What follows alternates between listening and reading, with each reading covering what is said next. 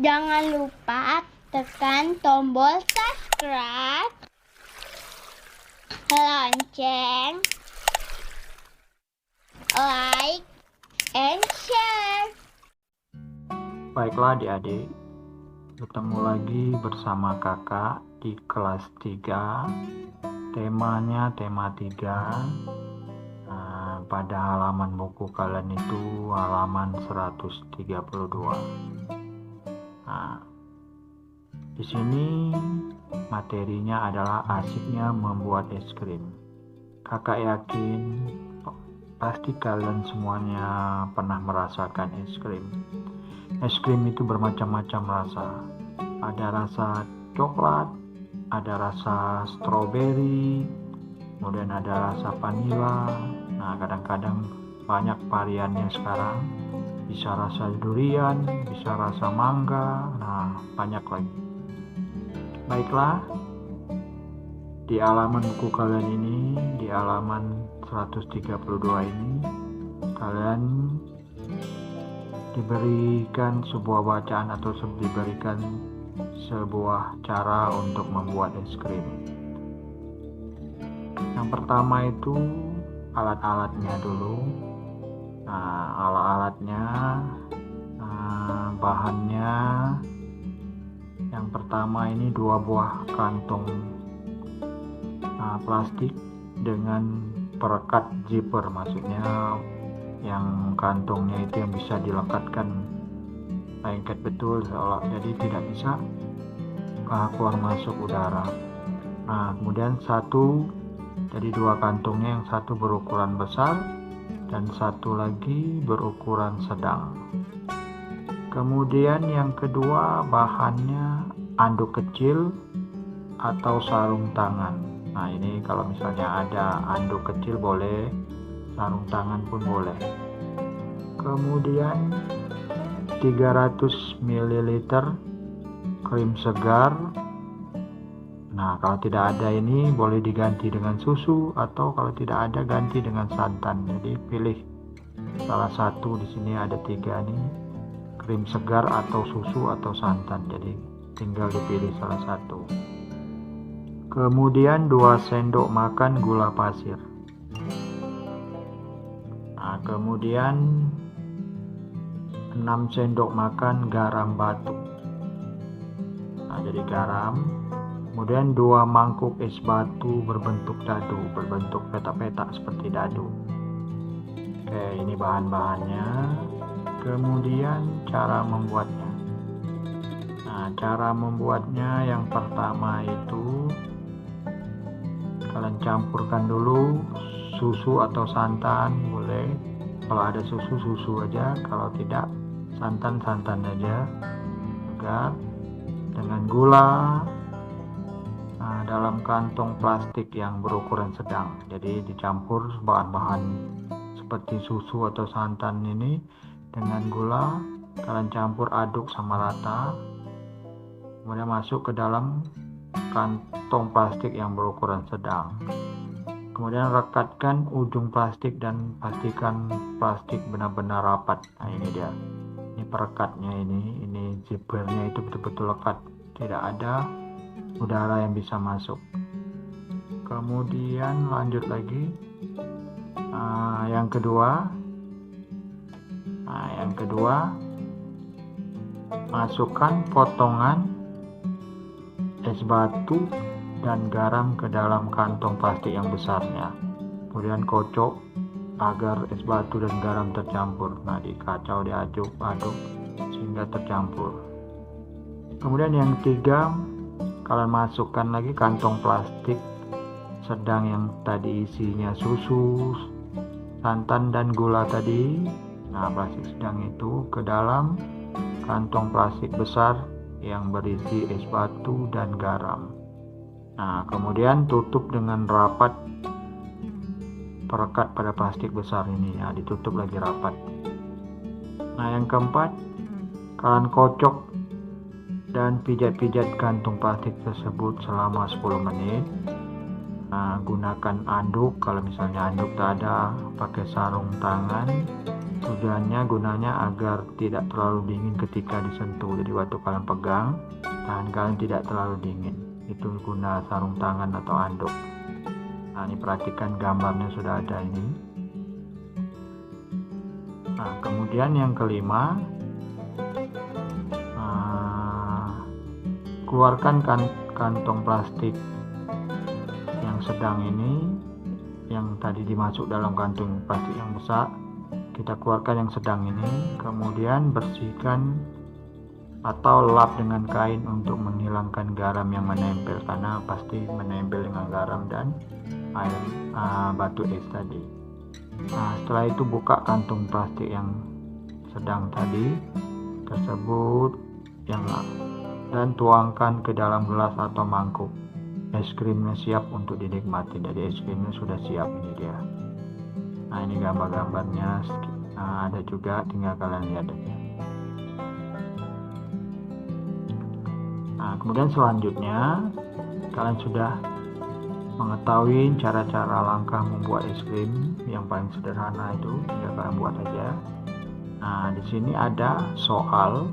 Soal ini kalian isi berdasarkan dengan bacaan tadi atau cara-cara membuat es krim yang telah kita bacaan tadi. Nah, ini berhubungan dengan soal ini. Jadi kalian isi sesuai dengan bacaan tadi. Oke, kita lanjut aja dari soalnya. Yang pertama, apa wujud susu atau santan di awal pembuatan es krim? Jadi pertama-tama bentuk susu dan santan itu sebelum diapa-apain, yang masih baru. Nah, wujudnya berbentuk apa? Nah, itu bentuknya berwujud. Jadi wujud susu santan awal pembuatan, bentuk atau wujudnya adalah cair. Jadi dia zat cair, jadi cair wujudnya. Kemudian nomor 2, apa wujud susu santan di akhir pembuatan es krim? Jadi susu, kemudian santan tadi setelah akhir itu sudah selesai prosesnya, itu terakhir dia berbentuk es krim. Nah, itu wujudnya apa? Wujudnya adalah es krim itu, hasil akhirnya kan es krim. Nah, itu berwujud padat. Padat. Oke, itu dia. Kemudian nomor 3 lagi. Sebutkan perubahan wujud yang terjadi pada pembuatan es krim. Jadi perubahan wujud yang terjadi pada pembuatan es krim yaitu perubahannya adalah wujud perubahan. Oke, ini kakak hapus ya dulu biar bisa kita tulis banyak ini nomor 3. Nah, di sini. Jadi sebutkan perubahan wujud yang terjadi pada pembuatan es krim adalah perubahan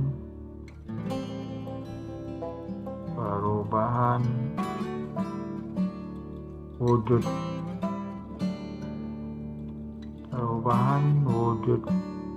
cair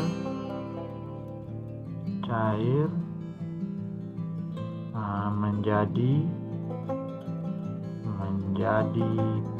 padat.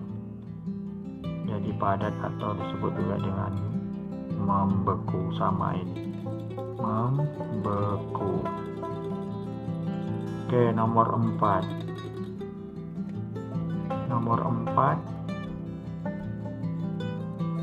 Mengapa membutuhkan es batu? Mengapa membutuhkan es batu pada pembuatan es krim? Atau sama artinya, apa guna es batu itu dalam pembuatan es krim? Nah, es batu dibutuhkan. Jadi es batu digunakan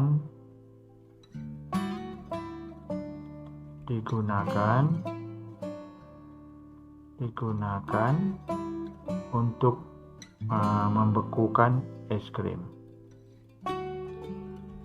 Untuk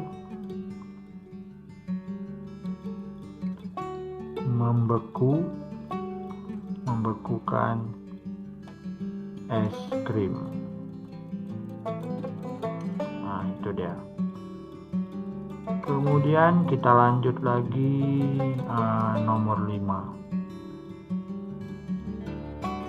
Apa fungsi garam? Apa fungsi garam untuk pembuatan es krim? Nah, coba jelaskan. Jadi apa guna garam dalam membuat es krim? Nah, garam berfungsi menurunkan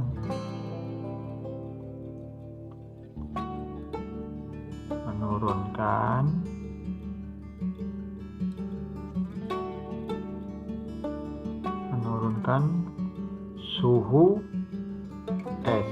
Nah, jadi fungsi menurunkan suhu es. Nah, menurunkan suhu es. Nah, kalau suhu esnya sudah turun sehingga menurunkan suhu es sehingga menyerap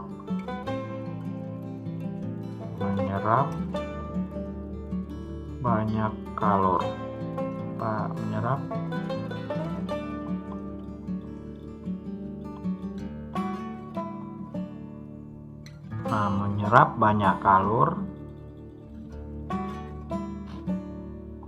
Menyerap banyak kalor adonan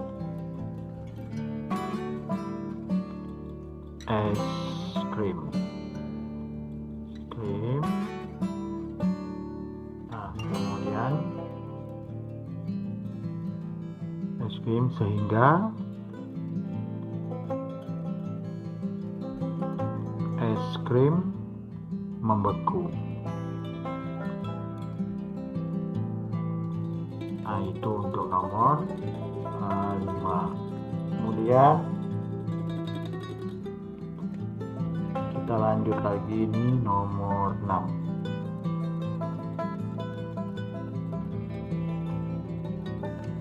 Nomor 6, apakah pembuatan es krimmu berhasil? Nah, coba ceritakan. Jadi ya ceritakanlah kalau berhasil.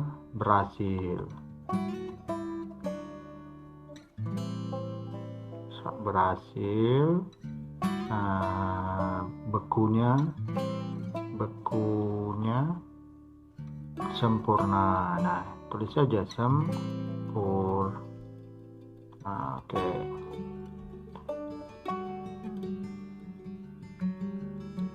Itu soal latihan dari nomor 1 sampai nomor 6 itu sudah kakak bahas. Oke, kita lanjut lagi.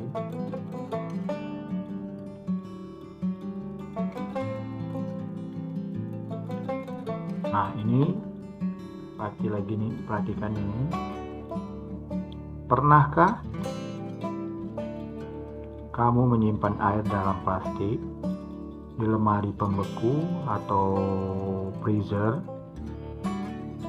Apa yang akan terjadi dalam beberapa jam?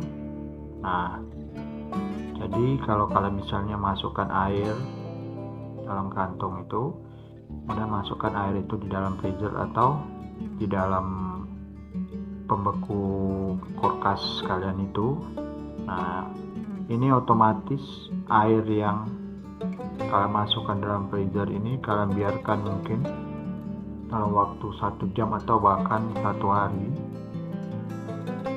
Nah, air akan berubah dia menjadi es. Nah, walaupun kalian buka ikatan plastik yang telah kalian bungkus air tadi, kalau beku dia sudah menjadi es, kalian buka, nah dia tetap akan jadi es, dia tidak akan mencair gitu. Nah, inilah yang dinamakan dengan perubahan wujud dari benda cair menjadi padat. Nah, itulah yang disebut dengan membeku. Jadi peristiwa ini adalah salah satu peristiwa perubahan wujud cair menjadi padat atau disebut dengan membeku.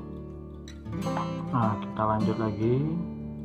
Nah, di sini ada masih berbentuk latihan. Oke, perhatikan latihannya. Perhatikan, dapatkah kamu menyebutkan contoh lain perubahan wujud dari cair menjadi padat dalam kehidupan sehari-hari? Nah, jadi berikan contoh wujud dari cair menjadi padat, atau beri contoh peristiwa membeku ini. Nah, contohnya yang jelas tadi, air. Pertama itu air, masukkan ke dalam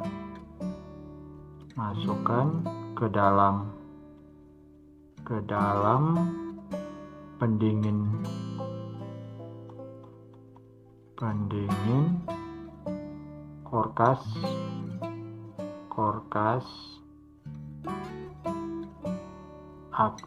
Dia berubah menjadi, korkas membeku menjadi es batu. Nah, itu dia contoh yang pertama. Kemudian contoh yang kedua lagi. Nah, yang kedua ini agar-agar. Kalau masuk agar-agar, pertama itu kan cair. Nah, agar-agar mencair. Nah, setelah dimasak kan mencair lama kelamaan.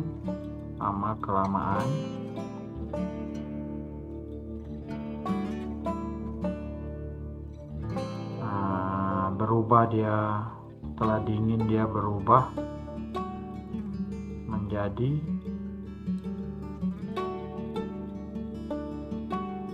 padat. Nah, itu dia contoh yang kedua. Kemudian contoh yang ketiga. Contoh yang ketiga misalnya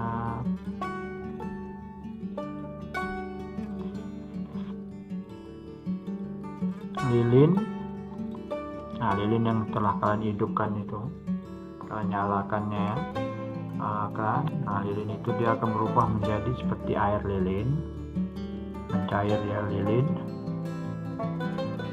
yang mencair itu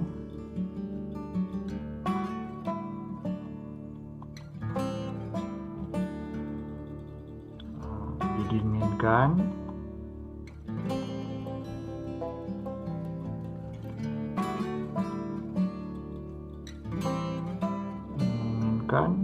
kemudian menjadi lilin lagi dia, lilin. Nah, ini berbentuk padat. Oke, kemudian yang keempat,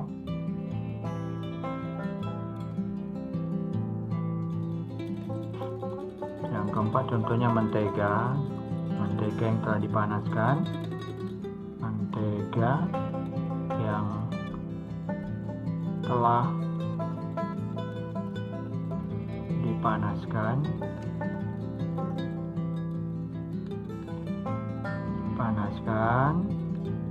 nah, mencair dia seperti minyak. Kemudian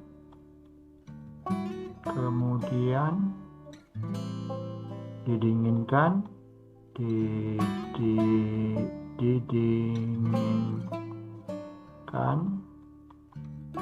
menjadi mentega lagi dia, mentega. Nah, mentega ini salah satu juga benda padat. Kemudian contoh lain misalnya orang membuat gula Jawa atau gula aren. Jadi gula aren ini dipanaskan, gula aren dimasak. Nah, Nah, kemudian didinginkan.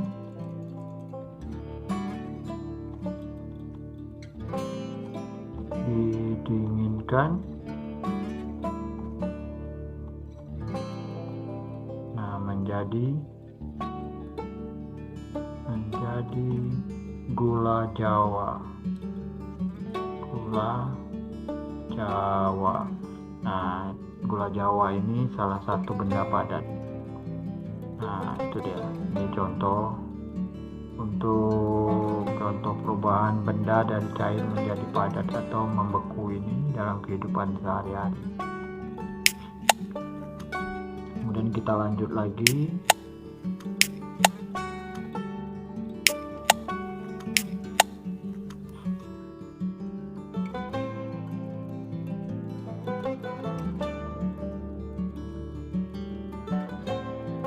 Nah, kamu telah mengerjakan pembuatan es bersama kelompokmu. Nah, adakah pembagian tugas di dalam kelompok? Nah, dalam kalian membuat es krim, dalam kerja kelompok membuat es krim itu biasanya akan ada pembagian tugas masing-masing.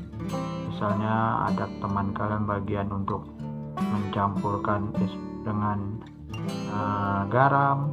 Nah, ada lagi teman kalian membantukan, misalnya yang satu lagi temannya mencampurkan antara susu atau santan dengan gula. Kemudian nanti gantian lagi, ada yang bagian untuk meremas-remas, menekan-nekan kantung yang telah dimasukkan tadi. Kemudian ada lagi teman yang lain, setelah es krim jadi itu dia memasukkan ke dalam tempat. Jadi semuanya punya pembagian tugas atau perannya masing-masing. Nah, dengan cara kalian telah melakukan pembagian tugas masing-masing, mengerjakan tugasnya masing-masing, jadi pekerjaan itu akan menjadi lebih mudah dan lebih ringan. Nah, itu dia. Begitu juga kalau di sekolah kalian. Nah, siswa di sekolah itu ada peran masing-masing.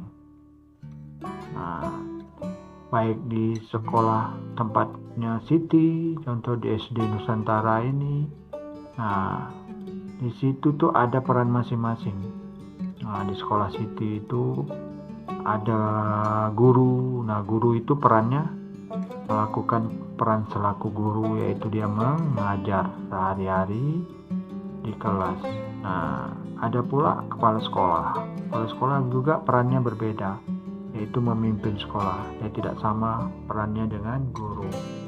Nah, masih banyak lagi contoh di sekolah itu, ada yang namanya penjaga sekolah, kepala perpustakaan, kemudian penjaga perpustakaan, ada juga tata usaha. Itu peran mereka masing-masing berbeda-beda. Nah, di sini ada lagi latihan yang harus kalian kerjakan. Silakan kalian sendiri atau berkelompok. Nah, ini dia. Kerjakan secara berkelompok. Carilah informasi tentang peran yang ada di sekolahmu selain peran siswa. Jadi selain peran kalian tuh kalian cari. Kalau kalian perannya sudah jelas, berarti selaku siswa kalian datang ke sekolah itu untuk belajar. Nah, kita cari peran masing-masing yang ada di sekolah. Nah, ini contoh, kakak kasih contoh, perhatikan.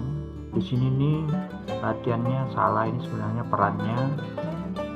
Ini peran ini sebelah sini. Nah, di sini peran, di sini nama. Nah, ini bukunya salah cetak mungkin. Nah, jadi guru kelas, peran guru kelas itu yang jelas perannya yaitu mengajari siswa di kelas. Jadi mengolah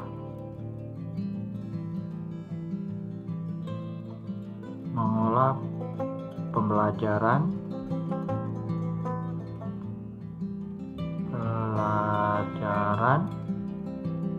mengelola pembelajaran di kelas itu, kemudian melengkapi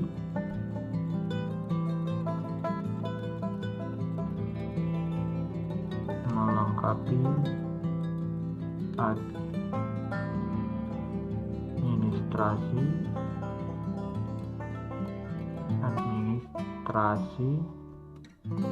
kelas. Nah, itu administrasi kelas itu tugas guru. Contoh administrasi kelas itu seperti absen kalian di kelas, dan jadwal pembelajaran kalian di kelas, kemudian daftar piket, kadang kalau ada piket. Nah, itu contoh. Itu adalah peran atau tugas guru. Oke, yang kedua yang ada di sekolah itu selain guru adalah kepala sekolah.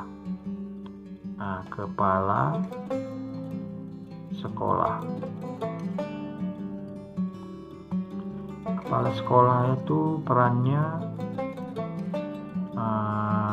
mengatur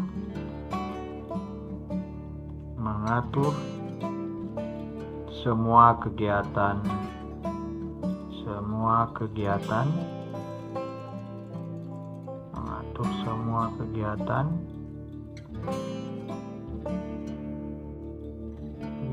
di sekolah.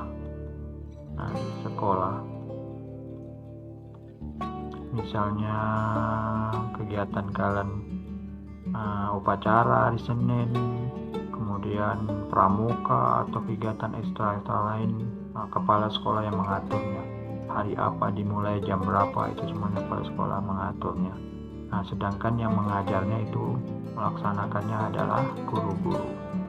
Itu dia peran kepala sekolah. Kemudian penjaga sekolah. Selanjutnya penjaga sekolah.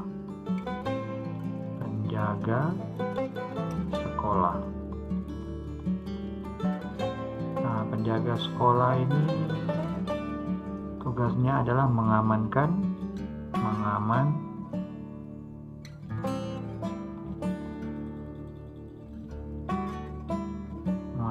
sekolah.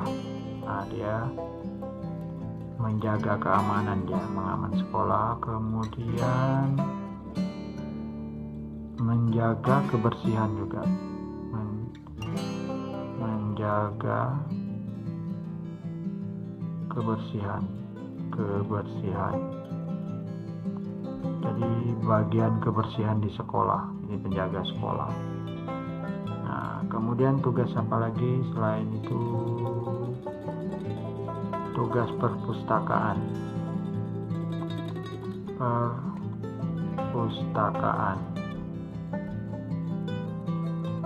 tugas perpustakaan yaitu mengurus pelayanan perpustakaan. Misalnya kalau mau meminjam buku, sama petugas perpustakaan. Kemudian yang membuat peraturan cara meminjam buku itu petugas perpustakaan. Jadi mengurus pelayanan perpustakaan.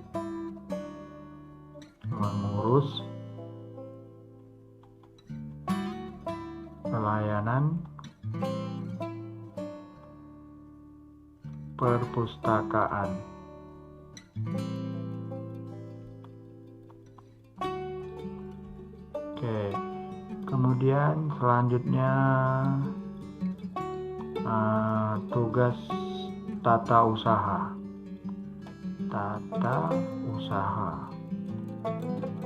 TU atau tata usaha di sekolah.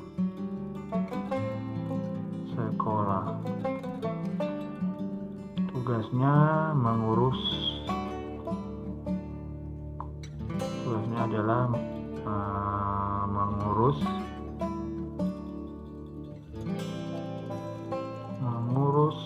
kegiatan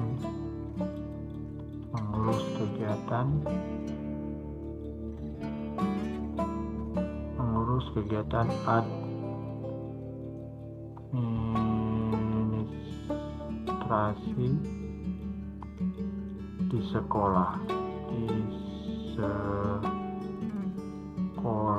Contohnya misalnya kalau ada kalian mau masuk sekolah, mau pindah sekolah, atau mengurus misalnya kartu pelajar, itu semuanya di tata usaha sekolah yang berhubungan dengan administrasi untuk sekolah. Nah, ini dia tata usaha sekolah. Nah, ada lagi misalnya contoh lainnya, guru olahraga. Nah, tugasnya mengajari pelajaran guru olahraga, guru penjas. Nah, tugasnya mengajarin kalian tentang pelajaran-pelajaran olahraga. Kemudian ada lagi misalnya guru agama. Tugasnya mengajarin kalian tentang pelajaran-pelajaran agama. Nah, kemudian kalau misalnya di sekolah kalian tuh ada guru kesenian misalnya. Guru kesenian. Nah, ini akan mengajarkan tentang kesenian-kesenian, ada mengajari seni, baik misalnya seni musik, seni tari, atau seni. Nah, ini tugas guru kesenian. Oke, jadi inilah contoh peran-peran dan tugas masing-masing karyawan-karyawan atau petugas-petugas yang ada di sekolah. Oke, kita lanjutkan lagi. Nah, di sini kita lanjutkan. Kamu telah mempelajari peran yang ada di sekolahmu. Diskusikan dalam kelompokmu mengapa perlu ada perbedaan peran di sekolah. Apa yang terjadi bila di sekolah hanya ada kepala sekolah? Nah, itu pertanyaannya. Bagaimana bila tanpa ada bagian yang lainnya? Contoh misalnya, di sekolah itu cuma ada kepala sekolah. Nah, tidak ada guru olahraga, guru agama. Nah, apa yang terjadi kira-kira di sekolah? Kakak yakin kalian pasti sudah paham jawabannya. Nah, jadi kalau tidak ada itu semua, otomatis sekolah itu tidak akan berjalan lancar. Nah, di sini tuliskan hasil diskusimu pada tempat yang telah disediakan. Nah, jadi permasalahan ini, pertanyaan-pertanyaan ini kalian diskusikan pada teman kalian atau siapapun. Nah, baru kalian tulis di sini. Nah, tulis di sini. Jadi masalahnya ini, coba perhatikan peran dari masing-masing. Mengapa perlu ada perbedaan peran di sekolah? Nah, itu dia masalah yang harus kalian diskusikan. Kemudian apa yang terjadi bila sekolah hanya ada kepala sekolah? Nah, kemudian bagaimana bila tanpa ada bagian yang lain? Ini masalah yang harus kalian diskusikan. Tulis di sini. Nah, jadi perhatikan ini. Kira-kira jawabannya, silakan nanti sama kalian, mungkin agak berbeda sedikit, tak masalah. Nah, oke, kakak kasih contoh. Nah, di sini perbedaan peran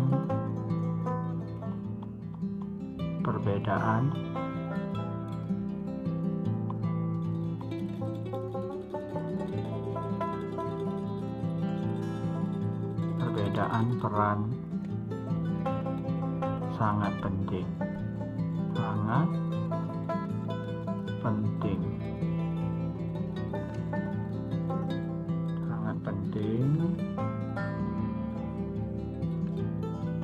Karena akan memudahkan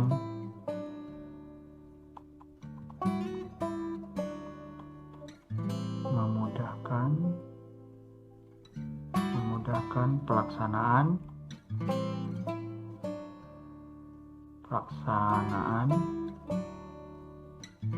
tugas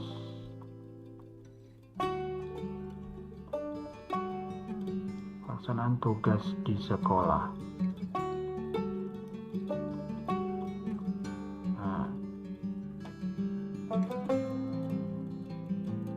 jadi jika hanya ada kepala sekolah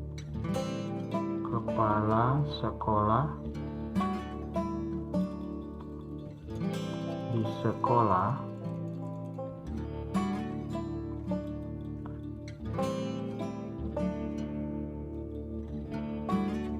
jika hanya ada kepala sekolah di sekolah, nah, kegiatan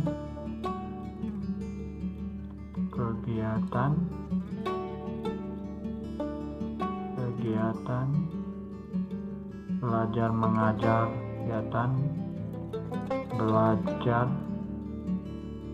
mengajar,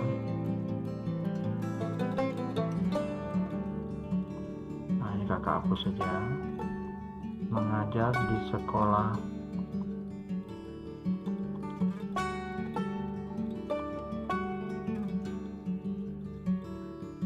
tidak berjalan lancar,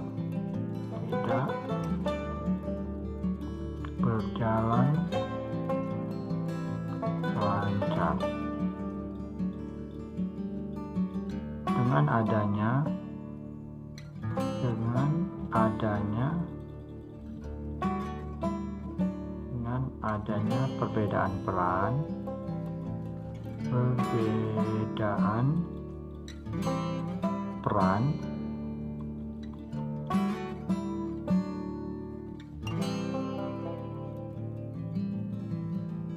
adanya perbedaan peran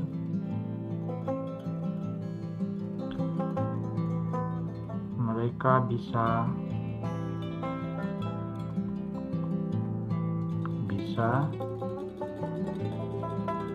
saling melengkapi. Nah,